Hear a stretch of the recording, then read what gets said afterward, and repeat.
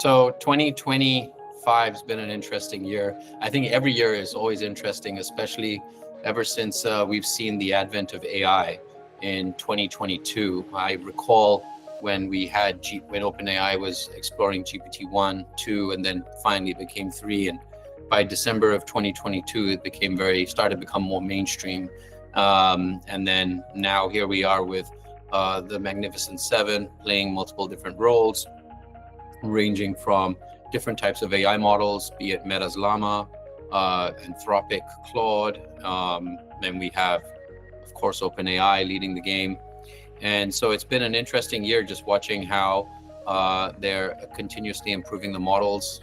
And it's very interesting to see how NVIDIA has been moving forward and become sort of the front and center. And, as I record this video, they're going to be announcing their earnings later this evening. And so going to be nail-biting, gripping folks waiting on seats for what those earnings look like. So it's a world that has changed from where we used to just look at the general earnings of Amazon or some of the more larger social media as well as application players, and now you're having the hardware folks.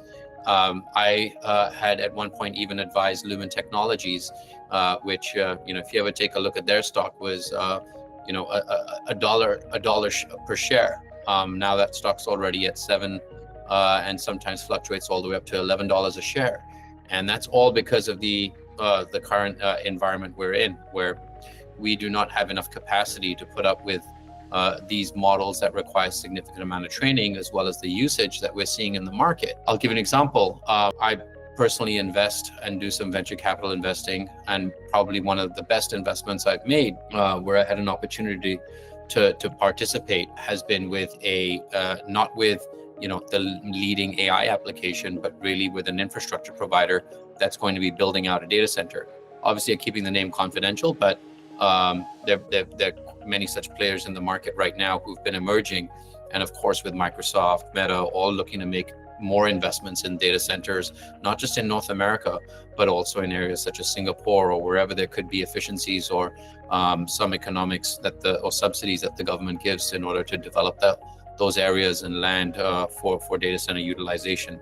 So you're really seeing, coming back to my original point, is in a world where we used to look at only the software, the enterprise companies, the Amazons, now you're seeing folks like the hardware manufacturers, the energy manufacturers, the folks that own the last mile fiber. These are what were at one point like commodities, or the chip makers who never really thought about the semiconductor industry, who never really thought so much about it. They would trade at their general 14 to 15 times earnings, and it would follow that steady state, and now they're at a much higher level, and that's all because of the amount of compute that's needed, that's become exacerbated by the types of models and training that needs to get done. So just in my perspective, we're going to continue to see these models evolve. One famous model that really sort of hits it home in terms of how quickly AI has evolved, I don't know if you've all searched for it, but it came across my feed at some point, which was Will Smith eating spaghetti. And about 18 months ago, if you asked AI to generate a video of Will Smith eating spaghetti, it was a completely garbled image. And now, fast forward 18 months later, with the amount of training and compute that's been put into these models, it can generate a flawless video of that. That just goes to show how quickly and how fast and how rapidly things are growing. You also even have companies like 1X Technologies who've gone and now actually put out a robot there that can be the first types of humanoids that would be inside homes. So 2026 is going to be interesting to see, the adoption of these types of AI devices, AI-assisted devices that are going to be in our homes. And if you ask Elon Musk, that's probably one of the largest untapped markets that's going to be there in the next several years, as we perfect this whole concept of having humanoids as our helpers and doing the tasks for us. So I think the commodities, the chip makers, they've been enjoying their heydays. Cautiously, I am keeping my eye on the market. I do feel it's overvalued, but it's hard for anyone to ever call the end.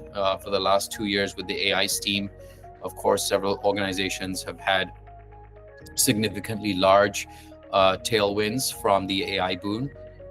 But at the same time, you have folks like Michael Burry from Scion Capital Management, who ultimately shut down his hedge fund simply because he feels like the market's overvalued, and he's the individual that actually called the big short on the housing market in the last down cycle. So there are certain elements that do make us wonder what the future will hold. But with that being said, I believe, as someone that's been in the technology realm, that this is something that is going to change and impact our everyday lives, and it's better to adopt and adapt to AI. And if it's not already, I'm sure for many of us, it is already a part of our day-to-day life.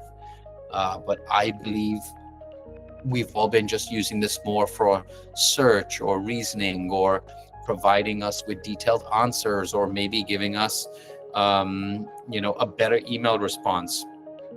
I think agentic was a big thing that came out in 2024 with agentic orchestration. We're going to see more and more of these AI tools being able to seamlessly do that. I want to talk about one such AI tool that has blown me away as somebody that has to analyze markets, do research for my clients on, what are some of the partnership opportunities, where can the technologies be embedded or OEM'd.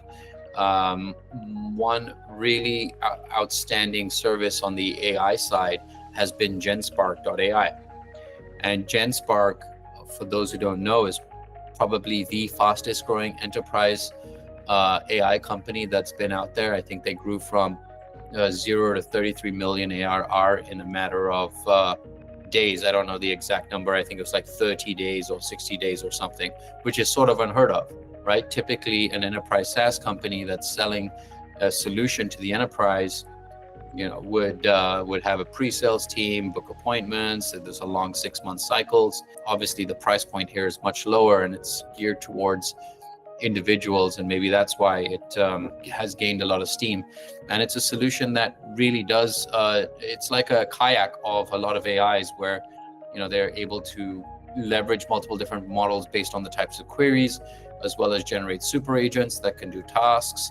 And so I'm pretty impressed personally with, out of all the tools I've tried, GenSpark.ai has been probably the most fundamentally changing solution that's been put out there that I have seen, that produces a level and quality of work that I've not seen yet. And I do believe that there are many other solutions out there. I just might not have tried them.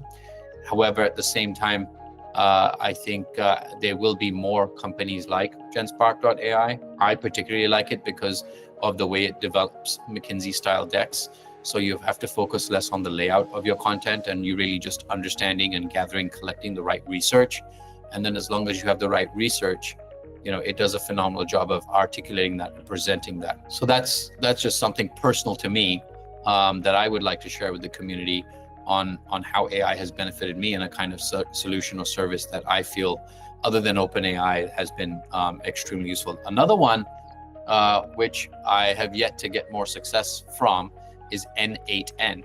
So N8N is really works down that whole path of developing automations using agentic orchestration. And I still believe it requires a little bit of training. It's not as purely just prompt enabled, but you can get a JSON prompt from OpenAI and say, describe a process. I want the AI to read all of my emails and anything that's not responded in the last 24 hours to generate a draft based on looking at the email and generating a response, something as simple as that. And that's where N8N has become, a bit of a darling in the industry with folks that are, the vibe coders, or folks are looking to automate different solutions, love using it. So I've yet to extract the value out of it, but I do feel we're going to see more of that. So yeah, I think 2026 is exciting, and it's hard to say, but what exactly happens and what the predictions are. But we're seeing just a massive shift in terms of how businesses are influencing their hiring,